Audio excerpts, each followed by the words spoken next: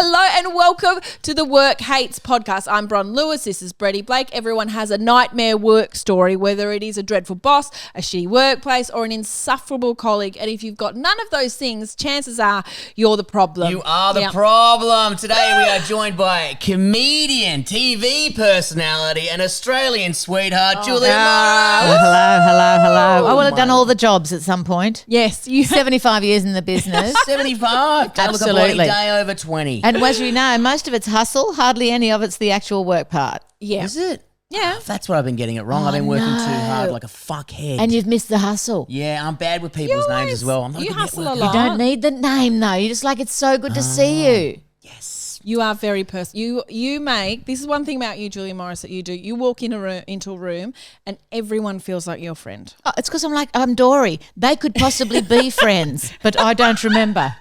So I just figure, let's go and get some people have to say to me, oh, you know, we've never met. No, I'm like, I know that. But then you got to go, no, but I feel like we've got old souls and we've met in a previous life. Oh, what about when people come love up and say, you don't remember me, do you? I fucking hate that one more than anything. It's like, no, I don't. I'm like, if you have any concept of what I've done to my brain over the years, you'd understand why it is that I don't remember you. Years and years of not drugs. That Absolutely. is a stupid thing to say to anyone. You don't remember me, do you? I know. But Or people say it a lot, instantly don't brings they? up my slap down. I want to slap them down now. Yeah. How dare you? And you go, no, you weren't Assume memorable. correctly. Bye. Yeah. Well, also like, you know, there are going to be some neural pathways that have shut down. Yeah. Because they haven't been used. And also we're in this sounds wanky, but we're in entertainment. And sometimes people are from the audience. They go, you don't remember me? The gig in Albury 7 years ago? I called out Biscuit. Yeah. And you did 5 minutes on Biscuit. Remember that? I gave you that gig. I gave that to you. Yeah, you're welcome. Yes. It was a duet that night. You and me. Wasn't it? It was a symphonic moment of my comedy. I killed when I yelled it. You did okay with it. Yeah. You did all right. You should've Enough come for to me to rehearsal. listen. Yeah. You should have And come. Julie, you have been in the industry for a long time, and I love that your title of your last show was 75 years in the industry, which killed me. It was actually I was there on for every minute of it. A lot of posters in my area in Brunswick was this of your show, and every single time I saw it, it made me laugh. Why'd you tag them all then, Bron? Well, Drew a dead tooth on a mustache on another Nice. I mean, half of because- that's real. one. Oh, okay. Yeah. I didn't do that. Snaggletooth, a tiny bit of bearding. Yeah. That's all right. So do you think that because you have been in the industry for a really long time, do you think that it is rare to be in the industry this long? Have you seen a lot of people abandon it, or do you think most people have stayed on? I think probably the people who have stayed on have got ADHD and don't remember that they should have got out ages ago. Okay. That's kind of a general take on it. And you, also Freddie. you just That's think, Dory again. Yeah. I know. Yeah, it's fine. or I've just got another job. Or really from the early days of stand-up, you don't work, you don't eat. Yeah. So it doesn't matter if like that's lovely that I'm on the television and that wage does whatever that's going to do, unreal. But as stand-ups, we know income streams are the secret. You know, writing a little bit of something, doing our stand-up stuff, doing if you can, you know, if there's television stuff to be done, doing that. it. And you know, it's a game of whack-a-mole. Yeah. Just try and like, you know, pay the rent and Yeah. you know, do the grown-up stuff you're supposed to do at the same time as, you know, living this casual life of, you know, high-level anxiety. Well, you were Even saying it, I was like, yeah, I do live like that. I'm like, I need a job here, there. And then you're Well, like, yeah. yeah, $200. Oh, that's shit. I'll take it. And then Oh, you're like, gotcha. You I do.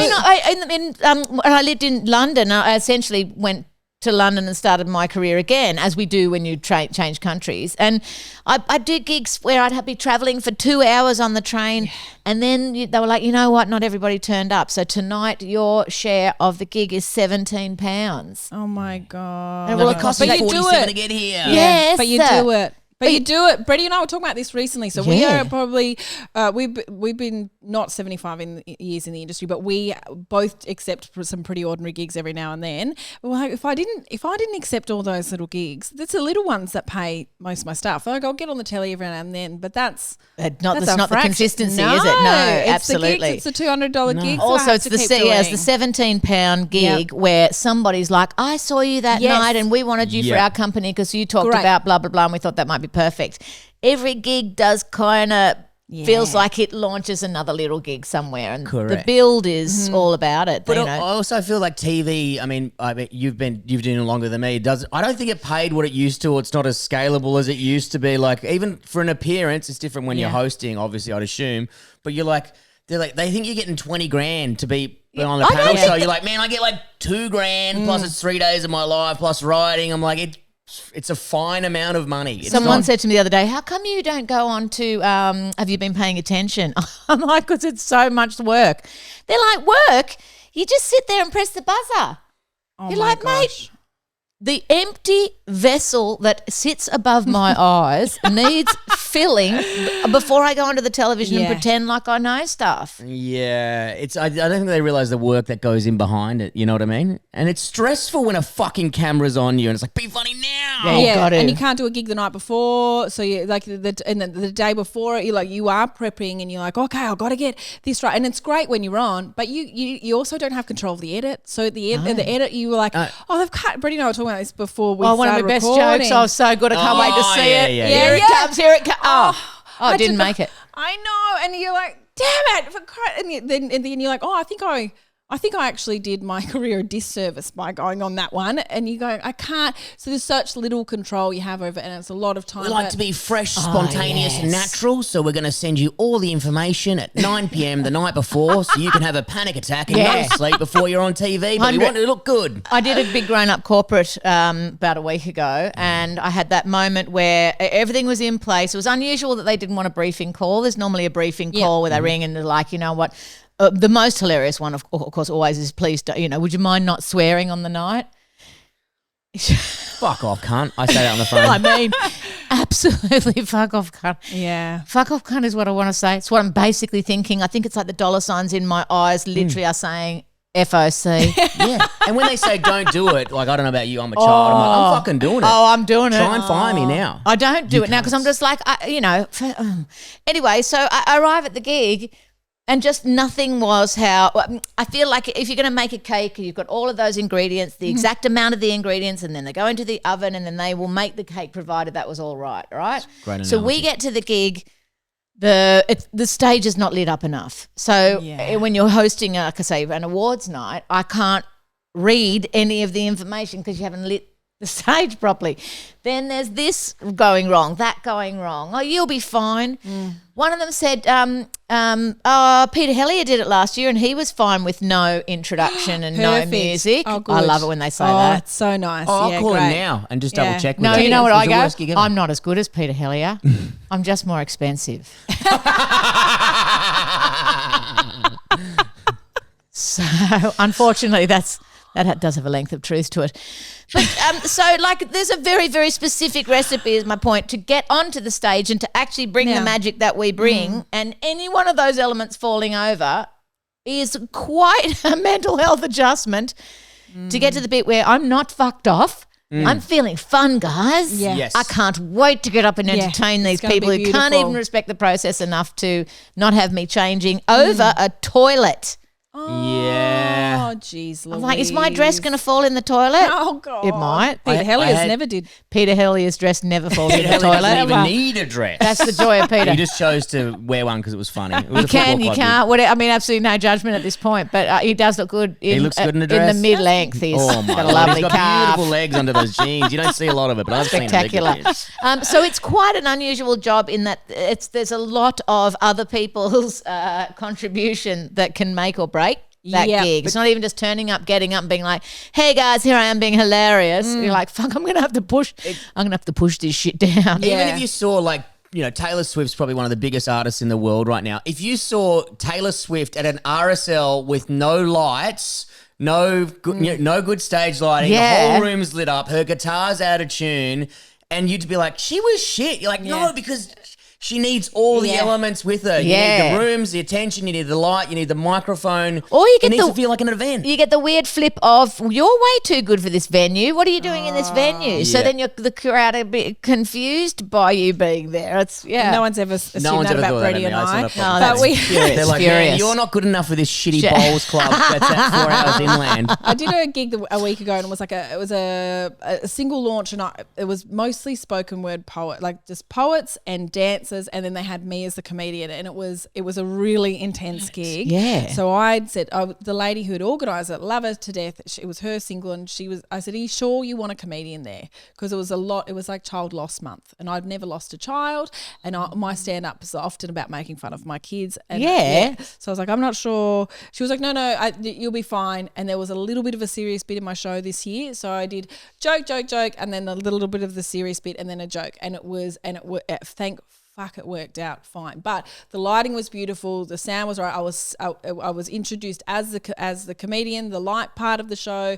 It actually worked out perfectly. It could have been very bad. And then a lady in the audience came to me at the end and said, it was great, I'm so excited, you're doing our school fundraiser on Friday. And I was like, oh great, I'll see you there. It'll be different to this though. And she goes, no, it'll be great. We get there. She comes over. She goes, I'm a fangirling. I saw it. And she's saying to people, oh, this is the lady I told you about. Tell them the one about the blah, blah, blah. Yeah, the postnatal depression. And I was like. It's the one that's depressed. Do you remember her? She was like raving about it. And I was going, but we're in this RSL in Mitcham. Or like a bowls club. There's no lighting. The microphone doesn't work very well. It has it's got a kazoo in it. If you move, it goes. The squeal. Love it. And you find yourself with next minute you're freezing with one leg in the air. Absolutely. Going, oh yeah, that works. But you do have a view. Oh, everyone can see my balls. Great. There was a blow up. There was a blow up a mirror ball, just an inflatable one right there. So you had to kind of go under. Oh my God. They were more lit up than I was, and then I start. She's so excited when I come on, and I'm like, no, this is all. This is she. And as I start do this the same opening joke as that she saw, but she looks confused. Like she's like, I wonder. Like this is weird. It was better. It was better when I saw it last time, and she could see her just like get more and more disappointed as the sets goes on. I'm like, there's no way anything I could have said would have worked here. Oh, you already know. Yeah, there are nothing. some nights when you get there, you're like, wow, okay, you just got to get through this now. Yeah, I hope I can pass out for a bit here. Yeah, I need a blackout for this bit. What about? Oh my God, when I've had gigs like that where I just think, God, what about if the fire alarms went off and the gig just emptied out? Oh yeah, how joyous would that be? Oh, just set it. Yeah, get your lighter out. I'll be there in a minute. Yeah, I'll be back.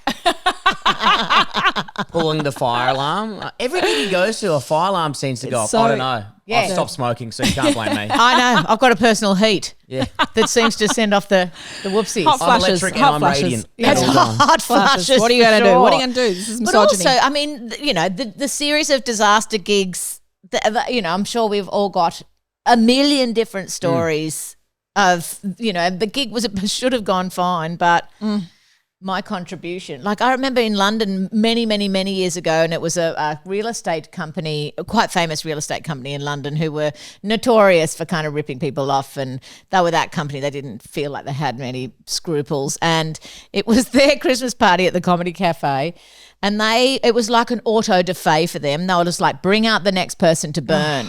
And there's something there's something inside of us, I think, innately as comics where you're like, I'll get him. Just give me. Let me have my turn. Yeah. I'll get out there. I'll be different. I've seen what they've done to X and Y, and like great comics, one after the other. I'm like, I think I'm going to shame them into it. Stand by. And I got onto the stage, and a woman yelled out, "Do some material on periods." Oh my God. How did she know that's all you talk about? I know. I was just like, wait 3 seconds, dickhead. Eric, I'm a lady. I'm going to get it out for sure. Rude. And then I was just like, do you know what? I don't know anything about the late 80s, which is clearly the period that you are locked in. So have a good night, guys, because I just got paid and left. You walked off. I've never done it before. I don't think I've done it since, where I was just like, Can't be fucked. I don't need that. And I'm pretty sure technically I'm on the stage. Yeah, did your job. So you said a word. Give me my money. And also the other thing with comics is we're a lot of times hand to mouth. Yeah. They don't have the luxury of being able to walk out of a gig going, fuck you, I'm on my way. You're like, I'm going to need that $17. Yeah. And also, like, it is rare that you don't get paid before a gig. You often get paid afterwards. And so you do have that fear of they might refuse to pay me. Yeah. And that or it takes a month to pay, or actually, and you're like, no, can't. We said this. Give me the money. I was there on the night. Hand it over. Yeah. Fuck, it stresses me out. Yeah. Damn, are we in the, I think Harley Breen's It's loose though. It's a loose industry, isn't it? It is. It's a wild fucking west out there. Yeah. But there's like you're saying, when they put so many factors against you, and you're like, yeah, how can this physically go well? Like any other job, it's like, oh yeah, you're a bricklayer. There's no bricks. There's no sand. There's no cement. It's like, yeah, make a wall, cunt. It's like, yeah, I can make a wall, but it's gonna be out of the shit I can find in a bin. this cardboard. Yeah. Yeah. God, he made a bad fence. No, you fucked all the elements. Yeah. Where are the elements? And of course, that's a moot point because whoever's putting on the gig doesn't care. Nah. Oh, not everybody. Of course, lots of people do absolutely care about, there's such a very specific, the room needs to be a whisper cold. There certainly needs to be a bit of darkness. People don't like to feel too in the light so they're not busted with what they're laughing at. There's like such a absolute 101 combo that will make the gig a winner. Add the combination of how are you on the day? What is happening in your life? Can you transition from I've got both children sick who just vomited on me before I left to stepping out to do this gig to get back by the time the babysitting is to go, whatever that is with life coming at you. You're just like, man, you would want to do this job. It is not for the faint-hearted.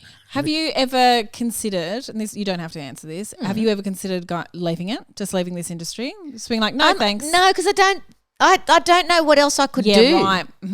I think I would be a lovely flight attendant. Oh, you would. Can you imagine? I think I'd be great at that. I think I you'd would love be it, so and you'd be good. zooming up and down. I'd be full of fun. Oh, what about the steak, chicken or beef? Can you imagine? I'd be in it. You'd be perfect. But I just I used to laugh in London when I was so broke.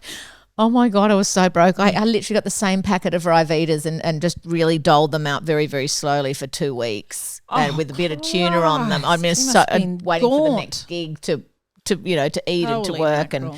And I completely lost my train of thought. I love it.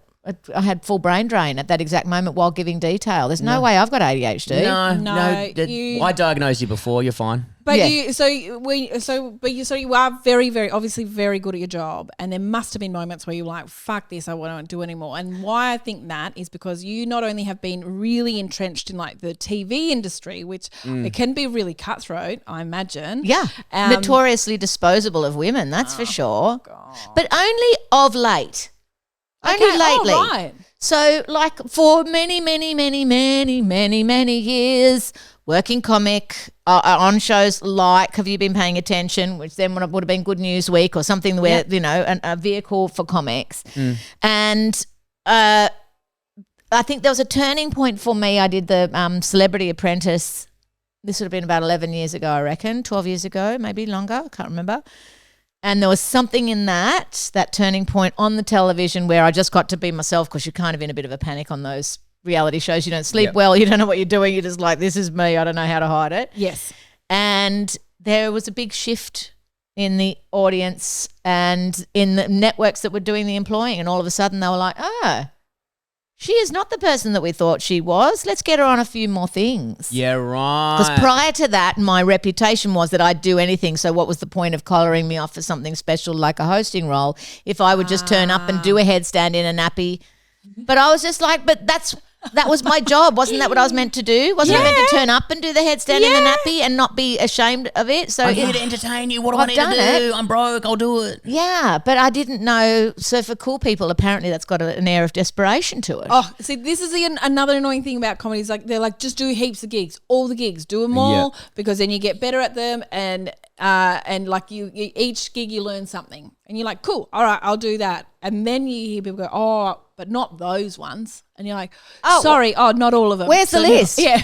Where's it? Not all of them? And they're like, well, you don't want people to think you'll do anything. It's like, okay, can we? So do I do everything or do I do nothing? I'm confused. Yeah. So are you easygoing? You'll turn up and do the work, or I like that's what's And also, what else am I going to do? Am I going to take my show reel down to Coles? Yeah. Yes. I mean, I'm great at the bleep bleep. I'm not going to lie. I like to pack in sections. Oh, let's be honest. You'd be good at any job. All the jobs you'd be great at. Anyone would be lucky to have you. Just turn up to your own face. Yeah. You don't feel like it every day though. But also, I feel sometimes at the moment you're not a little bit desperate about something, then more work does come. You know what I mean? Like there's two sides of it. You're like, I want to work because I need to pay the fucking bills. But then when like with because I don't like acting. It's not one thing I do, but I sometimes get asked to do commercials or play roles. the more I reject, because it's not my main bread and butter and I don't want to take, it's not my the thing. more you get. The more offers I get. wow. I rejected a big one the other day. I was like, nah, don't like the script. They're like, please. They're like, Wow. please, can you audition for it? I'm like, no, I don't want to Don't do have it. to. I'll audition. I'll go for in. I was just thinking, anything. my beard is getting there. I reckon if you would give me those details. But I reckon the only reason why they want it is because I've said no. No. And then they're like, well, has he got something else on? No, I don't. No one in television can believe that you don't want the job. That's what's so amazing. Because I don't want to be an actor. That's not my thing. I enjoy playing certain typecasted things, but like this character, I was like, that's not me. I can't play it. I'm not an actor. I'm Brett. I can play Brett as Brett. Yeah, I'll and do I can say the Bretty. words, but I can't be someone else. I'm not going to fucking cry about my dead wife that died of Parkinson or Oh, some wow. shit. That's not Oh, me. no, I'm like, yes. no, I don't want it. They're like, we really want you to do it. I was like, absolutely not. It's during Comedy Festival, can't do it. They're like, we can move the schedule around you. I was like, Wow. They really want you, Brendan. Do you guys get excited when gigs are cancelled? Oh, yeah. Oh, how good is it? Yeah. if you told me that absolutely when the do. pandemic happened, I was like, oh, did you I loved it. I was like, oh, new comedy Oh, my festival. God. Thank you. Yeah, whatever, not earning. That was besides exciting. that part, No, yeah, it was yeah. exciting. But just staying at home. It's like, oh my God, I was docking on the mothership of happiness. I just started comedy, so I was just started comedy. I'd just given up teaching. I was on long service leave, and I was going to like the worst gigs ever. To no one, performing to comedians who were on their phones, no one's laughing. It's just bomb after bomb after bomb. I'd practice all day. I'd have like a funny tummy, and on the way there, I'd be like, oh my God, I'm so nervous. Can't do another thing when there's the umbrella of the gig hanging over the day. Exactly. And I'm practicing in the mirror. I'm practicing like in the car, practicing absolutely everywhere, timing it. And then the pandemic happened. They're like, sorry, all these open mics have been cancelled. I was fucking stoked. Do you know what though? Being a teacher, you would already have had a significant amount of stage time. Yeah.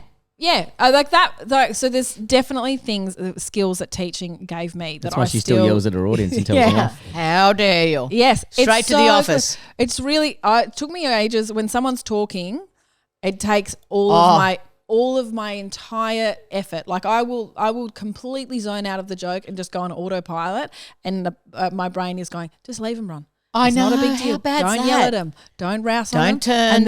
And then eventually I'll hit the roof and I'll rouse on them, and then I'll say, did you want to have a go?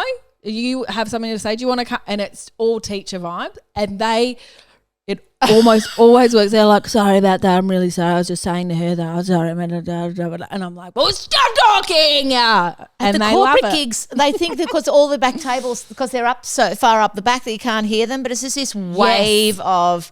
So I've learned something. I don't even know if it's recent or whether I just haven't bothered to try it before. Is instead of being like, guys, it's your own time that you're wasting, or like there's a room full of grown-ups while their CEO or someone super important is about to get up and talk about, the cancer that they've got or whatever. Like I can't believe that the respect is not in the room, but it's not for me to. No. But if you just go like this. Oh, do you reckon that works? Oh, wow. It's been working lately. So just That's great. You stopped. Can you do that again? It's not even a big sure. It's not even a big moment. It's a gentle. And then I smile. Yeah. Like give That's it a all beautiful the smile. teeth. Yeah. So and no one's in trouble. Then you're like, That's very good. And then they come under. I'm like, see? Everything that I said about you guys is not true. You're amazing. Fuck, that's good. See? Bron's like, That's you good. fucking piece of shit, I'll kill you. Yeah. But I think I that's know. that as well. that is So I 75 years now too, because I'm just like, you can turn the room in a heartbeat, as you know, but then to try and be funny and comedy, I've already made the separation between you and I now. Yeah. Because if you're not doing telly, you're doing corporates. So and corporates They're are so scary. so like with what I've noticed with comedians is like that's where their nightmare their nightmare gig stories come from is corporates because But adults. are you that strong now? You've done I don't so do many. stand up at corporates anymore. Okay. I think that was the That's real the secret easiest for bit me. though. That's the easiest bit at the Oh, corporate. for me, it's not. I found for me it was never. Why? Because I could not cope with offending people in the room that hadn't chosen to come and see me.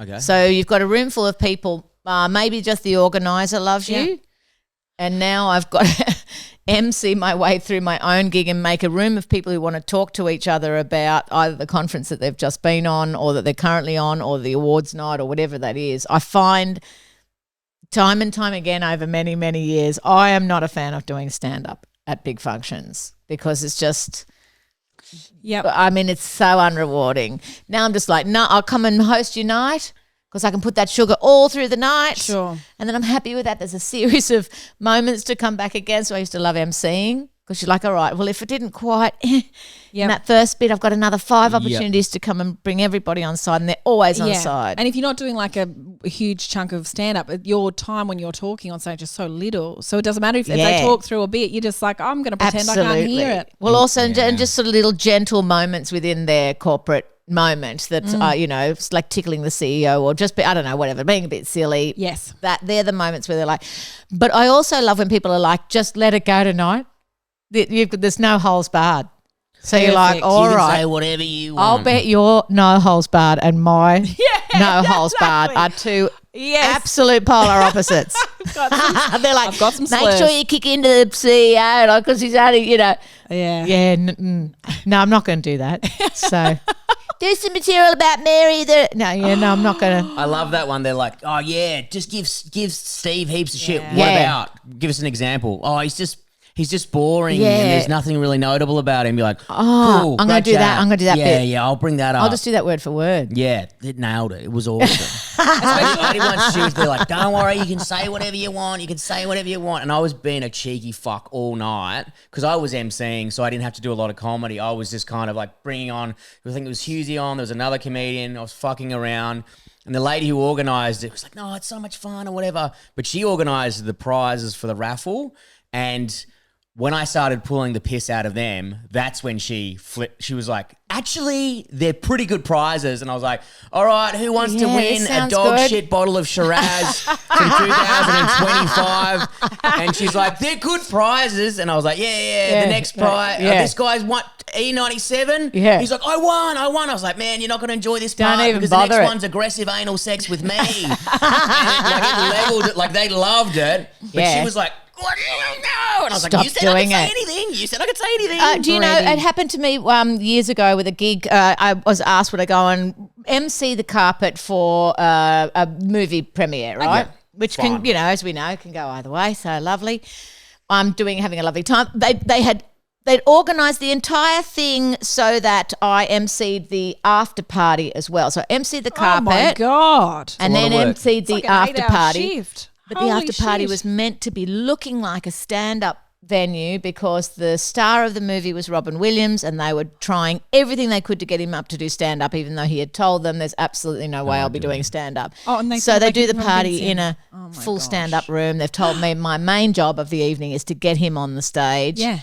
So people are walking down the red carpet, up comes, and they'd raised they'd done a big fundraiser, right? So while Robin was standing there, they handed him a big check and he was going to hand a big check to, I think it might have been the Salvos. I can't quite remember who the check was for. Massive check. And the check was for $500. No, that's so embarrassing. But I think, like, don't the big checks cost about $500 to make? That is not worth a novelty check. Robin was kind of like, oh. It's embarrassing for him. Okay. I think he did he gave some money quietly. Add a couple of zeros on it. So later on we get to the gig and I'm doing the opening and I've got the big pressure, do not do anything rude, don't do anything this, don't do anything that, right? Mm-hmm. Couldn't say a word. And I used to do this routine years ago about going to a discussion group where people were talking about their feelings, and I thought I'd lighten the moment by saying my big problem is that I've got a slightly longer left flap. And because at the time I thought it was hysterical and I don't know what do you do with it? How do you even know you've got it? Like all of those, the natural progression naturally. I came off stage, the woman shredded me. By the way, there was other comics on who'd been like boys and they'd all been dirty. Yeah. But I'd said flap. Well, the whole world was falling apart. How dare you do that in front of Robin? Or like the whole bit. He's a comedian. If anyone's going to get it, it's him. Yeah. So then I was just like, I'm in big trouble. They're not going to pay me. That is really my driving. Yeah, absolutely. I'm in trouble and they're not going to pay me. They're my two absolute forces. Then I was called over to meet Robin and then he had said something like, fantastic job up there. Like it's always weird at these sort of functions, tra-la-la. And I'm like, oh, fuck, I'm in trouble though. And he said, what for? And I said, for working. She told me I was working blue. And he was like, for what? And I said, for flap. The flap got me blue. And he's like, that's ridiculous. And I said, Good. can I ask you a question? You know, this entire night is designed around getting you onto the stage to do stand-up. He's like, I knew it. And I said, do you want me to, I will absorb that. I will take that fall if you don't want to get up. He's like, I've been in the clubs for a long time. Yeah. Imagine the pressure for him. Like I knew some people could have like loved whatever he did, but the pressure for him to be incredible would have been astronomical. And he's just going to a film premiere. Now he's doing a stand-up gig. Like they're two very different and it's ruining your night as well, as we all know. When if you know what I mean? Like gigs do ruin your night if you're not and then if you're not ready for it. Oh, and you just know. You're like, well, I didn't even think, and I forgot that joke and this joke, and I just hadn't really, my brain wasn't on in that direction. Anyway, so I said, don't worry, I'm going to absorb it and I'll just get into even more trouble, so who cares? I already don't like the woman. Yeah. So I did this moment about Robin, and we're about to wrap things up, but I did want to say how much joy that you had brought to me and my family. We sat around laughing, and you know, that's a really amazing gift to be able to give people that you don't even know. And with that, he came hurtling through the crowd, got onto the stage, and then he's like, can I have the microphone for a second? And I was like, absolutely. And I reckon he did 45 minutes of stand-up. What? But the bluest stand-up, bluest stand-up. Perfect. It was absolutely amazing. About his flaps. What? Yeah, and he was just like, I can't believe you got into trouble. And he goes, I don't know what happened. You sort of said something nice about me, and I just thought, I'll get up and wow. It's an incredible story to have. But he also says, don't go anywhere. Please just stay right here because I'm not doing a long bit. So I'm standing next to him. Then I've got photos of me kneeling on the stage off to the side because I'm like, I think he's going to keep going. I think he's going to keep going. High heels. My feet are sore, amazing. Robin Williams, my feet are sore. I've got photos of me just kneeling beside amazing. Robin What while a he's beautiful story. Yeah, and what a man to then save my life because I wasn't in trouble for being rude then because he said much ruder stuff. Yes. But it's so awesome. But you're like, brother, is your idea quick 45? Like, yeah, 45. Killing me, dude. Yeah. Hurry up. I know. You're trying to wrestle the mic. I'm ready to go to bed. You doing this? Shh. I know. Hey, Robin. Hush your pretty mouth. Hush your pretty mouth. If you're not going to speak about my flaps, I don't want to hear it. Okay. Yeah. That's it. It's just one and it's long. Singular. Not that long. I've only got one singular long flap. Yeah. And technically you got nothing to compare it against. So how do you know it's long? Well, it'd slap against the thigh, surely. Slap against the thigh. That's I mean, that's a guess. That's a guess. I mean, how much running are you doing? Not a lot. In the to be nude. honest. Yeah. That's true. have to be Nude in the running. nude. Oh, every time the doorbell goes off, there's nude running in my house. Well, I'm just like, where's the dressing gown? The doorbell only ever goes off while I'm about to get into the shower. Perfect temperature, ready to go, everything's set, fresh towel, I'm unreal, ding dong. It's Of the same course. person every time. They've Think got about it. cameras. Yeah. Got it this time. He I hears wanna the see taps other go kid. on and he's over. I'm on my way. I'm on my way. This will shit her off. Oh my God, it feels like I'm married again. I love gaslighting. No, come on, it just makes me, I don't think it confuses me as much as it used to. It's so much fun. Once you figure out what the word is and what it means, Yeah. it's great fun. Absolutely. Feel like Florence Nightingale with that's a gaslight, to be fair. So, That is gaslight. Yeah. besides gaslighting, what was the first job you've ever had before comedy? The first job before comedy? Yeah. Or it could have been comedy as your first job. Was it a paper route? Was it anything like that? Yeah. Oh no, I did. My parents both worked 2 jobs, so there wasn't that sort of money for stuff growing up. But I definitely had a paper run. Mum and Dad would drive us, and my brother and I'd have to get out and do the papers wherever they were being delivered. And was that money for you or for the family? That was money for the family. Yeah, wow. And then I did I used to wash the windows at the East Gosford News Agency. Really? Really? Yeah. You Well, how went fun too was that though? How tiny. dirty were these windows? I'd rather not say. Get down on it. Get down on it. Get down on it. Down I just want to get this visual imagination. How old were you? So I don't get in trouble. 15. Great. Oh no, that's No, still you fucked. can't Yeah, do that, I can't imagine that either. So you weren't the size of a grown woman yet. So you were cleaning these windows. I'm imagining that will be. My brother had done it. Then he went off to do year 11, and then I think I must have been in. So if he was in year 11, I would have been in year 9. So how old were you when you started comedy?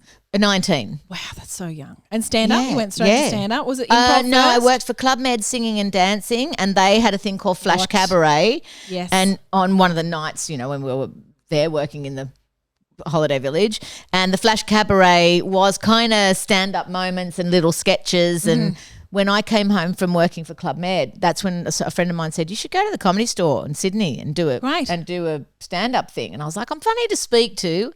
But I don't think I'm funny like that. That's really interesting insight that you already had, because you know how a lot of people go, I'm the funniest bloke at work, so I could do it for sure. Yeah. So the fact that you understood there's a difference between being funny and actually in stand up. Yeah, it's because I'm a woman. So yes, we enforce. Men don't No get it. judgment, We're like, don't get it. No, no. I'm the funniest guy here. And was No, there someone absolutely. in comedy that inspired you? Like, do you remember watching someone on stage and being like, that is... No, and I even still can't watch stand-up. Yeah. It's not for me. So during the comedy So festival, you won't go see anything? like I have to, like you've got to go and see Friends to be polite. Yeah. But even on that night, I'm like dreading it. Why? What is it? I can't be in the. Sitting still for an I hour? assume it's sitting still, not talking, while fresh ideas are coming at my head and having absolutely no correspondence. I find that very, very difficult. Oh, you'd be a heckler, wouldn't you? No, but no. If you weren't in the industry, you would be a heckler.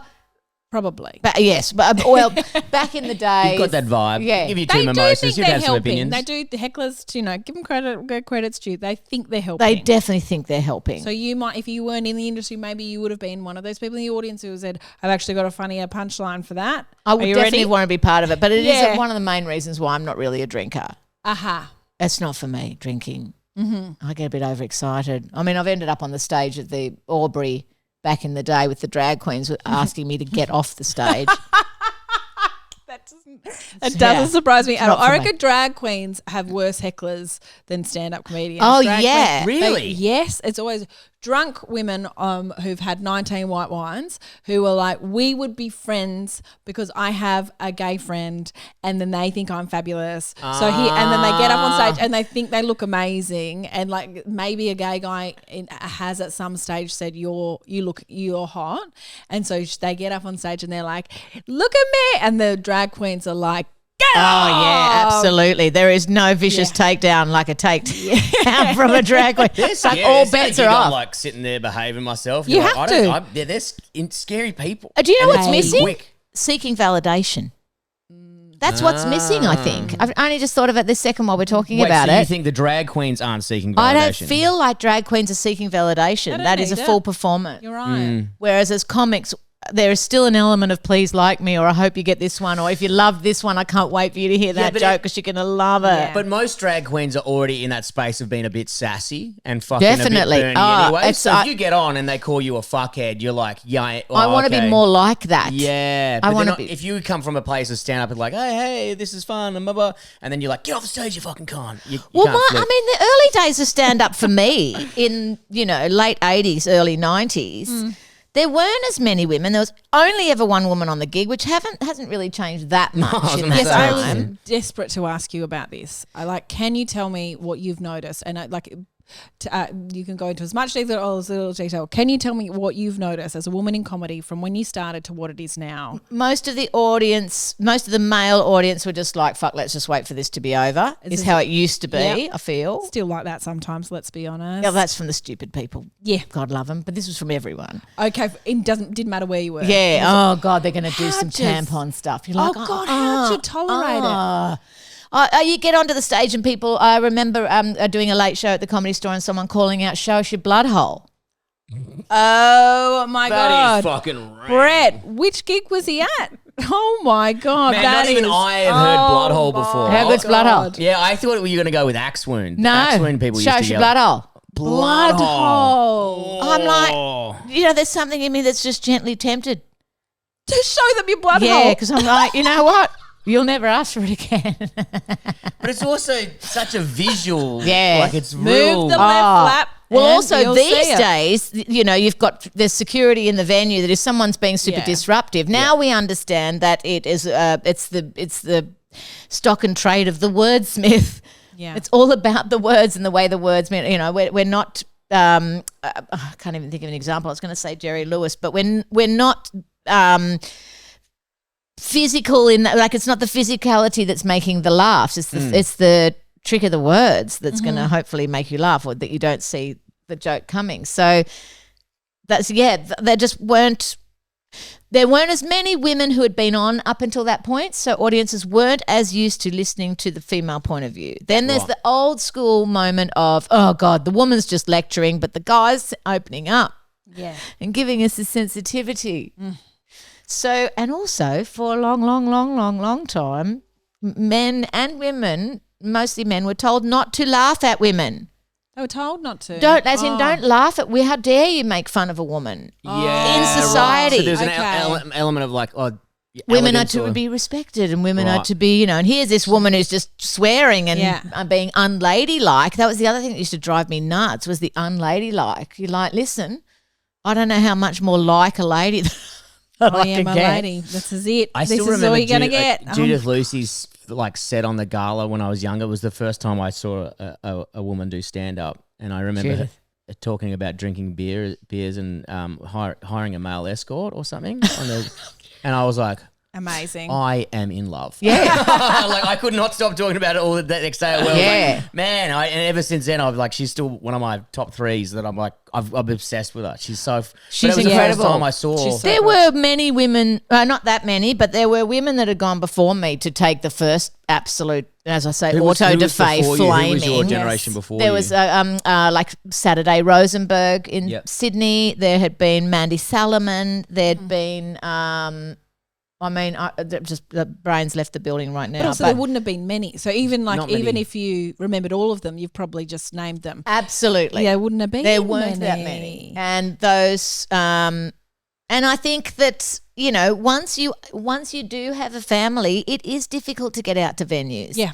It is difficult to organise that and, stand up in those early times. No wonder it's a younger person's game in theory, because once your life started to unfold, the industry's not actually that attractive. The place where you're headed to is, yes, but the place where you have to put in all your groundwork, the shit you have to go through. I mean, some of those gigs where you're just like, wow, I disrespect myself for turning up. Yeah. Yeah, and then the other thing is like, someone said it to me before as well. It's like it's a single person's game or a single man's game or whatever the fuck it is, because you've got to be on the road so much. The gigs are shit. Yeah. You're fucking moving state to state. Like I'm on the road fucking 6 months of the year. And I'm only at that high octane for that 20 or 40 minutes or whatever the gig length is that I'm on stage for. That's when you get sparkly, full sunshine Lady J.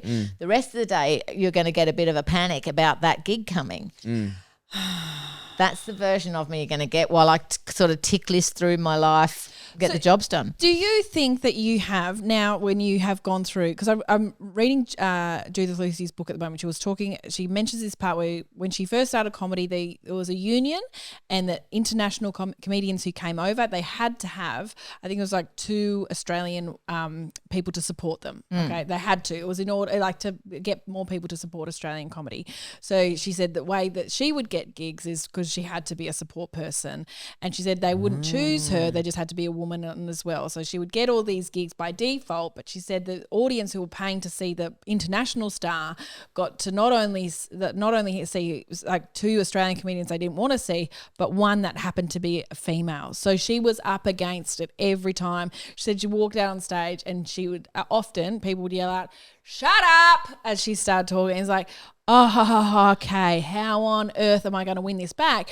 And I do wonder, so for the generation that came before me, women who came before me in comedy, do you think that made you tougher, or do you think that you would go into a gig and you would be like, you see that like maybe the front row look like people who were those rough heads in the old days? I think it made you tougher. Great. Okay, that's nice to know. Because I wonder if you're like, no, I'm not going to do this one. They're going to be horrible. And I don't want to do that anymore. There's a famous gig late and live in Edinburgh that, is a famous absolute scorching flamer that if you get it wrong, you get it so wrong, and the crowd have no business with you. And you can lose that just in the way you walk on.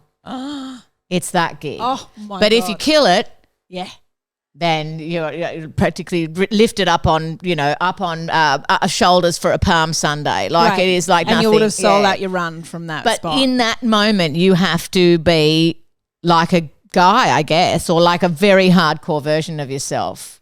Yeah, and I've done Late and Live twice, and whatever, guys. You killed it. No, I killed it both times. Of course you did. But I heard. Rumour got around. no, everyone's talking about it. Still. But I could have easily gone back a year later and died a dog's death. It's not a given that once you've done it, you know. But there are certain rooms that are set up for that audience ready to take you down before you even speak. And the early days of stand-up, I think, for women were definitely like that. Most people just were not interested in anything you had to say.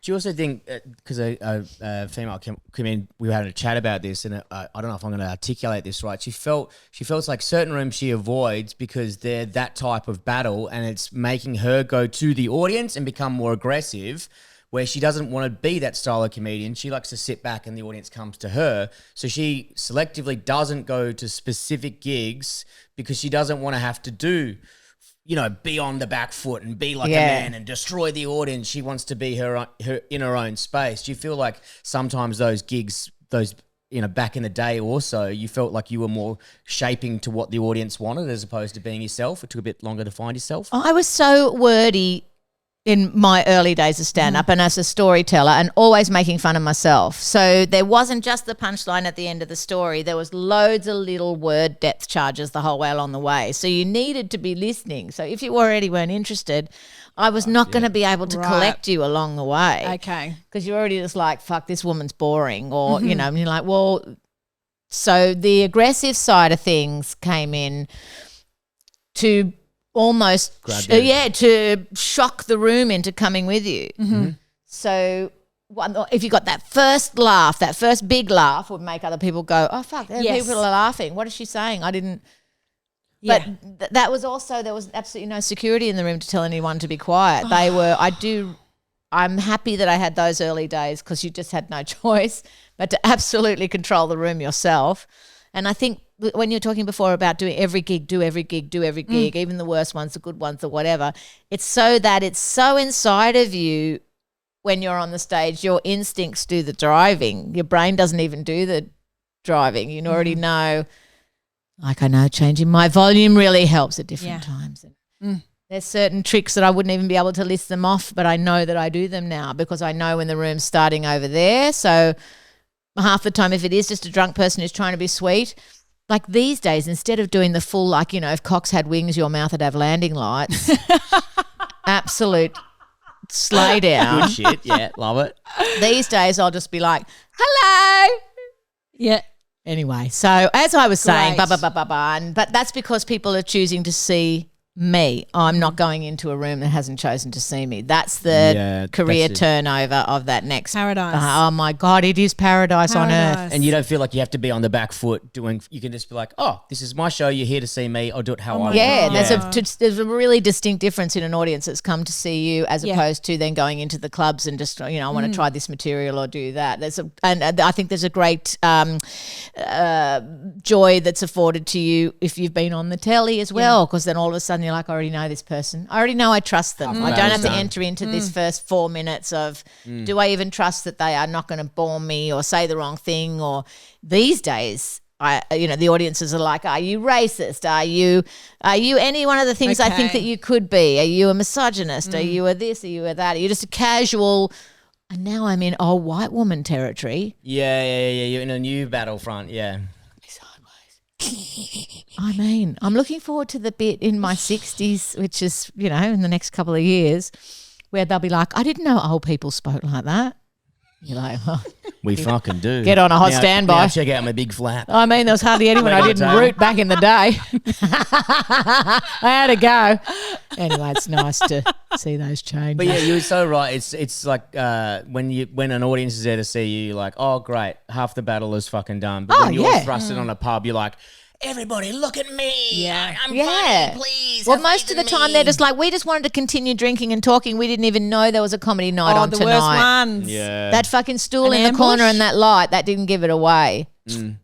Now, have you got any good TV, Goss? What is the worst job you've done On or telly. hosted on Great TV? question. I want to know. You don't have to say, but I'm like, I know thinking- you've hosted heaps, and I'm like, Heaps. which one was There'll the be hardest? too many examples, but I'm going to give you one example. Yes, I which love I've got to gossip. gently crawl through it, so I don't name the players. Mm-hmm. But I had to do a live cross on New Year's Eve, and we love our comedians for a live cross on New Year's Eve because everybody else is either working or out at a party, not us. We've got to. We'll Churn do it and anything. burn it. We'll do anything. You can do Whatever you coke and need. be on TV at the same time. It's a weird So skill. the casino had just opened in Sydney, so it was pretty brand new. So I don't even know when we're talking. I mean, I'm thinking 1999 maybe. Mm-hmm. And I New Year's Eve 1999, huge gig. Huge year. Huge year for New Huge Year's. cross. Huge year. big cross. All the computers are about to go down. Also, we're all about to I'd been die. into the hairdresser, and the hairdresser had accidentally burnt off some of my hair. Why So then they had to wouldn't give me a you? really short cut, oh, super God. short. Good. So I get down to, and I've got always lovely frock on, and I get down to the gig, and it's 3:00 in the afternoon for the live cross at like 9:30. So there's nothing quite like being on. Just 6 hours early. No big deal. So we did a rehearsal. They did the cross to us, make sure that's all working. I kept saying, listen, I tell you, when it comes to, it might have been even 11:30, whatever it was much later. Well, long enough for your hair to grow back. And I'd said at the time, looking great listen, now. I reckon it's just going to be me and 2 Chinese guys at 5 to 12. That was my prediction. Why? Because there was only Chinese men hanging around looking at the cameras and me, and then nothing was happening, so they'd move on. Then some other Chinese guy, absolutely no judgment. Like No, they're it's just at the casino gambling. and casino, this was their yes. nationality. So Yes. that's just You're allowed to say it, that. It Everything's helps with the fine. story, but does it really? That's the question you've got to ask yourself. So then they crossed to me again for the next rehearsal, and I'm like, guys, I'm telling you, there's no one else crossing here. There's no one else crossing. Yeah. Like it's literally, and that's if I'm lucky if I'm going to have 2 guys standing beside me. I don't think I'm going to have anyone standing beside me when it comes to, the cross. They're like, it's fine. Sure enough, it'll be fine. Lots of people come around, they'll know when it's on. Tra-la-la. We've done this before. What would you know? Yeah. What would I know? So guess what? You're never going to believe what happens. Just me, 2 Chinese guys who, if I'm not mistaken and if I'm recalling the story correctly, just have got absolutely no idea what I'm talking about. Add the ADHD speed talking as well, because you just know as the nerves increase out of this world. They're like, how do I get and the guys like this. I don't. You're Yeah. at 12 o'clock, you're crossing the Yeah, dam. what do you think? Are you going to get a pash tonight? And then the hosts who were like in the grown-up seat down at the Opera House, and everyone else was in like, they were at the Opera House, somebody else is like underneath the bridge. I'm literally out near the big foghorn air conditioners out the back of the casino. And You're in I'm the car park, the staff are smoking out the pretty side. much, I'm like, and I said, are you going to get a pash tonight? And the guy's like this. Well, you've heard it here live. And then the host who was down at the Opera House goes, we're going to stop you there, Julia, before you say something we're all going to regret. What? What does that mean? Why? Well, they thought you were going to be racist Well, towards I this don't person. know. That's rude. Talk about, I'm like, whoa, Excuse me? whoa. Why are you burning my yeah. I haven't said shit. So many people would have been watching this. Yeah. So that's so rude. And then just go, she was about to say something out Beg of your control. pardon? No. She's sober. She's been waiting since 3:00 this afternoon. She's bald. I've been telling you this is not going to go well. Yeah. And then, And yes, I was going to make out with that my Asian man. God. That would have been the highlight of his night. Are you Yeah. expecting a pass? you know what? I just would have given a little kiss on the end. I would have, no, that would have been nice. Just for On Happy the- New Year. On the penis, on the end. on the flap. You're going to de-trow him and a little... For live to air it is the television. year of the dragon after all. Do you We'll know do what? To be anything. fair, it was Channel 9. They probably would have enjoyed it. They probably would have liked that. They would have loved that. Yeah. I don't, just wondering. That is so nasty. Nasty. Did you say anything to her afterwards? Like, what do you? It was a guy. And so I was just like, I didn't know why. I knew never to trust him live to air again. Never, ever, ever. I don't even think he's on the television anymore. Probably but dead, hopefully. I was like, oh. And then I got me. called in. Yep. and told that not only was the cross a disaster, I was like, yeah, no shit, Sherlock. I've been saying it all fucking day. That we didn't know where you were going to go with that. What do you mean? And you look like a lesbian and it's not the sort of image the network are projecting. I was like, wait, what? I can control none of these factors. My hair was fucked because of the hairdresser. You put me in a shit spot. And then I told you repeatedly there's no cunt coming past. And I'm the one who can't do it properly. But also, you You're look just like like- a lesbian. I can't. How good is that? What You were do ahead you of your time. mean? And it's not the sort of image the network are projecting. At the time, Dr. Karen Phelps was a regular on their morning show. So I'm just like, wait, You can be you on the morning actually have show. lesbians on the network, but I'm letting the side down with my Oh my god! with my straight short haircut. It's like they set you up to fail there. And Love then it. Do you I feel mean, like it's good there's that been gigs- I still haven't let it go. Yeah, well, you 1999. What's that? 25 years ago. Easily. I'm upset about it. I know, now. I'm furious. I'm going to have a word. I Yeah. might write a letter. Write a letter. My mum They used to always- have the phone numbers on the fridge. of the people to complain to, ready to go. Phone of every numbers on the fridge. news station, also every Every network. television station. Really? If she saw something on the TV, If she was like- saw me on the TV that night, I reckon she would have been on it. she'd be Really? like, well, I wouldn't have trusted where she was going to go either. Yeah, I don't- especially And she because looked gay. Yeah, And she she's a lesbian. she looked gay. Get my daughter off there. To be fair, I would have had a much more chilled life Yeah. if I was going to go in the gay direction. We should wrap it up with Julia. Thank you so much for coming on. such a We pleasure. could not believe how lucky we were. Brady stoked. said to me, if we I've got never met you Julia, before. I was so excited. And then we talked about ADHD. And It was a being matter of an time. It So was nice. beautiful. Everyone So knew. nice. Everyone They've been knew. trying to keep us apart, but now You know what? This Fuck is 'em. how it Brian, goes. you're off the pod. I Julie, you're did. in. I like when I was like this. I'm so excited that you were coming on, but then I was like, "Whoa, Brady and Julia together. That's too much ADHD. That's I'm a lot of not- ADHD. I'm not going to today. get a word in edgeways. no, you don't. You just no. We're going to do a live element to our podcast now. We're going to cross to you at the Yes. casino. Yes. Yeah, if you can just stand Make sure by there's at two all times. Hey Chinese men. guys, welcome. Well, New Year's Eve. It's a night for dressing up. It's a night for celebrating, and certainly, do you think you will get a pash tonight? And then you de-trowel a man, kiss on the penis. Just on the end. Just on the end. Yeah. God, I would love Do you that. know what? I don't. I've actually. I think I might have had my last blowjob. I know this is not a way to end the podcast. No, it no, is. no, no. This is but perfect. I think I literally think I've sucked my last cock. You're like, I'm done for with you. it. How good's that? Ah, I know you probably don't think I'm it's on great. the other side of it. Yeah, so yeah. it's Not depressing. ideal. No. No, it's fantastic. No, I've got enough yeah. jewelry, yeah. so I just figure I don't need to go down there anymore. I've got I no don't need to business see with it. unwashed balls I anymore. just need that fucking bag. And I mean, no, I can't. Can you believe I never have to do it again? Oh, you never did have to do it. No, that's true. Every now and then you have to do it to be polite, surely. Nah. I think that's a generational thing as well. Is it? Yeah. Nah, you don't have to do anything you don't want to do. No. Yeah. And I'll tell every girl No, you go on no, a date no, with. you have to. You If do you're on not. a date with me, you have to. You Take don't. times. Take Nothing. times in the Nothing. car aggressively. That's before we get to dinner. Yes, yes, Oh yes, my yes. To the God. point where you don't need an entree. Exactly. Oh, Oh, my crikey. God. Too far. It went too far. No, Did it go no. too- I nearly pushed the line further and I was like, stop myself. Don't back. do it. I was going to say, because you, no, anyway. Yeah, I know. We'll talk about it later. We'll though. talk about it later, guys. If you're not already on the Patreon, make sure you do so. My God. Julia, where can people find you? Yeah, where do people Where find can people you? find In you? the jungle? Nowhere. Nowhere. Don't find me anywhere. Okay. Oh no, I am going back to the jungle. Oh, January yes. 19. Putting some people into that jungle and see how we go. But With I your tell you knob. what, we didn't even get a chance to discuss it. Robert Irwin. Oh, you love him. my God. He's a dream, isn't he? Oh my God. Is he Everyone a loves gentleman? him. He's absolutely everything a human being could possibly be. He is. He's adorable. Yeah, right. How is that even possible? I know. Well, what annoyed me as well is because I'm a big mountain biking guy as well, and then I saw him do an awesome jump. I was like, "Fuck, he can He even can jump do really good everything. as well." I was like, "Damn it, He's just outdoor guy. he's just a." But he's Love also him. indoor Everyone guy. loves him. Yeah. Everyone loves him. And he's that's so just for a respectful reason. to his mother. Oh my God, but she is the guru of gurus. Yeah, I can't imagine you giving his mum no disrespect, like being disrespectful to her. I don't think Terry, it lasts too fucking long. She's absolutely magnificent. Yeah, she would fucking ruin you. No, Yeah. But she is. he laughs at her jokes. Like, he's so sweet. She's done all my pre-production for me. Oh, yeah. She's trained him He's so already well. used to a He's beautiful. smart ass older woman. The Yeah. best of times. Easy, It was- easy. Oh, Yeah. God, the joy in And my so life. he's coming back.